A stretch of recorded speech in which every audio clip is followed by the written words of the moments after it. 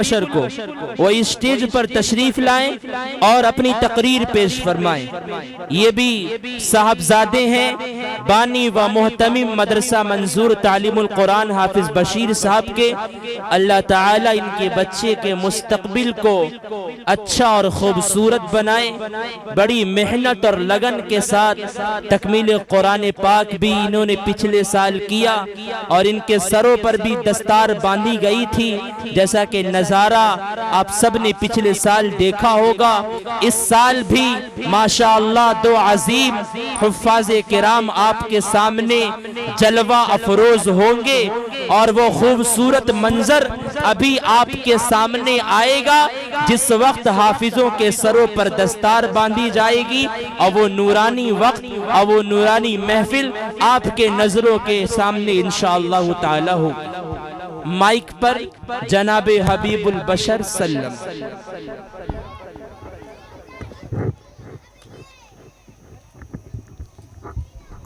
منتظمین جلسہ سے گزارش ہے کہ وہ بچوں کو ذرا خاموش کرائیں، بڑے کو آگے کر دیں، جو بچے ہیں ان کو پیچھے کر دیا جائے تو بہتر ہے۔ السلام علیکم ورحمۃ اللہ وبرکاتہ۔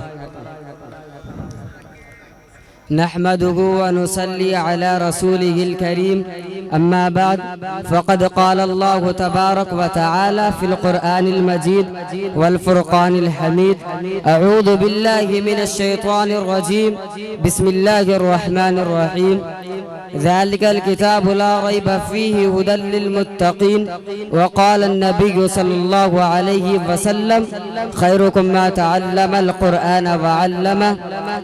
الہی رونق اسلام کے سامان پیدا کر، الہی رونق اسلام کے سامان پیدا کر، دلوں میں مومنوں کے الفت قرآن پیدا کر۔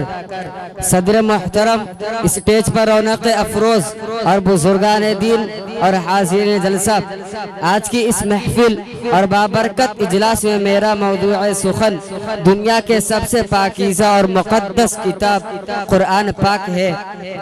ہمیں چڑھتے سورج کی طرح یقین ہے کہ اس کا ایک ایک حرف سچا اور صادق ہے۔ وہ قرآن پاک جس کی زبانی مقدس، بیان مقدس اور جو فصاحت و بلاغت کا ٹھاٹھی مارتا سمندر ہے، جس کے متعلق ارشاد ربانی ہے۔ قرآن وہ کتاب ہے جس کے صادق و برحق ہونے میں کوئی شک و شبہ نہیں، اور جس کے بارے میں محسن انسانیت حضور پاک صلی اللہ علیہ وسلم نے ارشاد فرمایا، تم میں سے سب سے بہتر وہ شخص ہے جو قرآن کو سیکھے اور سکھائے۔ دعا کیجئے کہ اللہ تعالی ہم تمام مسلمان کو قرآن سیکھنے، سکھانے اور اس پر عمل کرنے کی توفیق عطا فرمائے، آمین۔ نوجوان دوستو، یہی وہ قرآن ہے جو رہتی دنیا تک کے انسانوں کے لیے سراپا ہدایت اور رحمت ہے۔ یہی وہ قرآن ہے جس نے پس مزاح قلوب کو تازی بخشی۔ ہاں یہی وہ قرآن ہے جس کے برکت سے جنات و شیاطین کا آسمانوں پر جانا بند ہوا۔ یہی وہ قرآن ہے جس کے برکت سے عزت و رفعت کے شامیانے گر گئے۔ یہی وہ قرآن ہے جس کے بدولت محبوب حقیقی کی رضا نصیب ہوتی ہے۔ یہی وہ قرآن ہے جس کا مثل پیش کرنے سے عرب کی فصیح و بلیغ زبان دانی کا دعویٰ کرنے والوں نے گھٹنے ٹیک دیے۔ یہی وہ قرآن ہے جس نے ضلالت و گمراہی کی دلدل میں پھنسی ہوئی انسانیت کو رشد و ہدایت کا پیغام سنایا۔ یہی وہ قرآن ہے جس کی حفاظت کا وعدہ خود خالق کائنات نے فرمایا۔ یہی وہ قرآن ہے جس کی تلاوت میں دلوں کے واسطے فرحت و بشاشت کا سامان ہے۔ یہی وہ قرآن ہے جس نے ذہنی قوتوں کو جلا بخشا۔ یہی وہ قرآن ہے جس کے برکت سے اجیر چمن میں بہار پیدا ہوئی۔ یاد رکھو، یہ قرآن دنیا کی سب سے بڑی نعمت ہے۔ زمین و آسمان، چاند، سورج اور ستارے کوئی بھی اس نعمت کا مقابلہ نہیں کر سکتے۔ یہ قرآن رب کائنات کا مقدس اور عظیم کلام ہے، اور کیوں نہ ہو جبکہ اس کے اتارنے والا خود خالق الامین، جس کے ذریعے اتارا گیا وہ بھی روح الامین، جس ذات پر نازل ہوا وہ بھی صادق صادق الامین جس مقام پر نازل ہوا وہ بھی بلد الامین، جس مہینے میں نازل ہوا وہ تمام مہینوں سے افضل، اور جس رات میں نازل ہوا ہزاروں مہینوں سے بہتر ہے۔ حدیث پاک میں آتا ہے فضل کلام اللہ علی سائر الکلام کفضل اللہ علی خلقی، اللہ کے کلام کو سب کلاموں پر ایسی فضیلت ہے کہ جیسے خود حق تعالی شانوں کو تمام مخلوق پر۔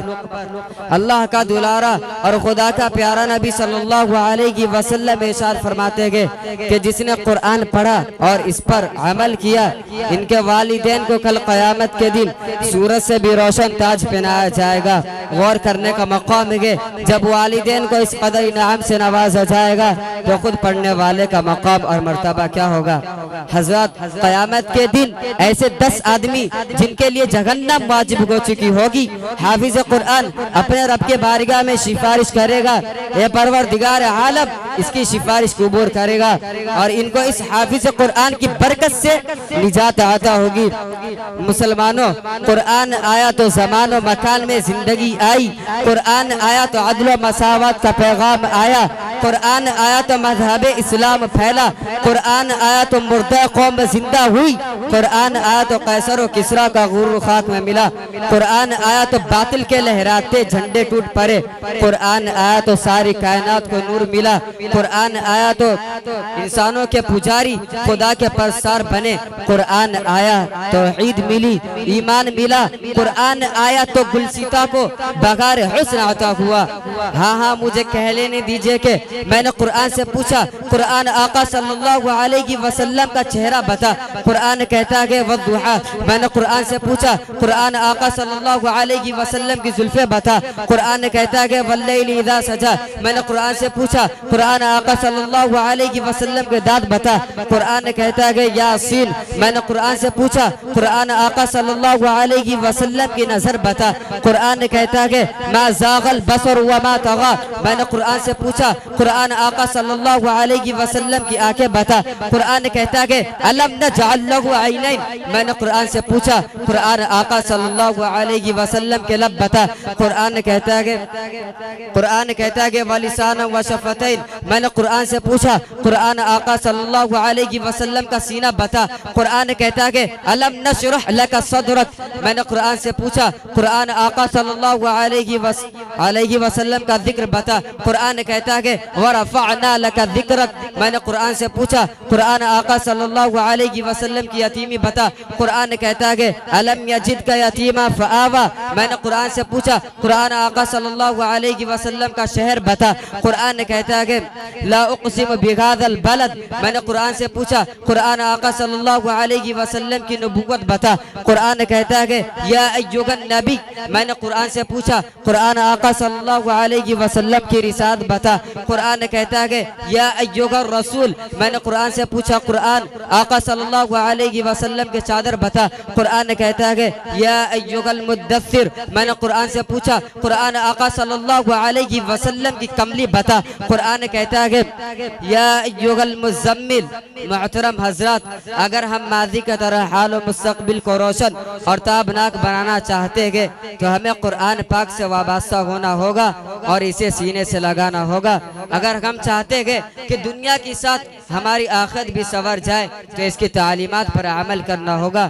خدا نخواستہ آج ہم نے اپنے بچوں کو 2 پیسے کے لالچ میں آ کر دین سے دور رکھا اور ہماری نظر اخروی نعمتوں کے بجائے دنیاوی ڈگریوں پر رہی تو یاد رکھو خدا کے یہاں جواب دینا ہوگا۔ اس پر میں اپنی تقریر کو ختم کرتا ہوں۔ دعا کیجیے اللہ تعالی تمام مسلمانوں کو قرآن پڑھنے، پڑھانے اور اس پر عمل کرنے کی توفیق عطا فرمائے، آمین۔ تجھے قرآن سے الفت ہے تو تلوار اٹھا، تجھے قرآن سے الفت ہے تو تلوار اٹھا، اگر قبر پر پھول چڑھانا تو کوئی بات نہیں۔ السلام علیکم ورحمۃ اللہ۔ بہت خوب، بہت عمدہ، بہت بہترین۔ یہ تھے حافظ حبیب البشر سلمہ، جو فرزند ارجمند ہے حافظ بشیر صاحب کے۔ بہت ہی ولولہ انگیز انداز میں آپ نے تقریر سماعت فرمائی قرآن کریم کے اوپر۔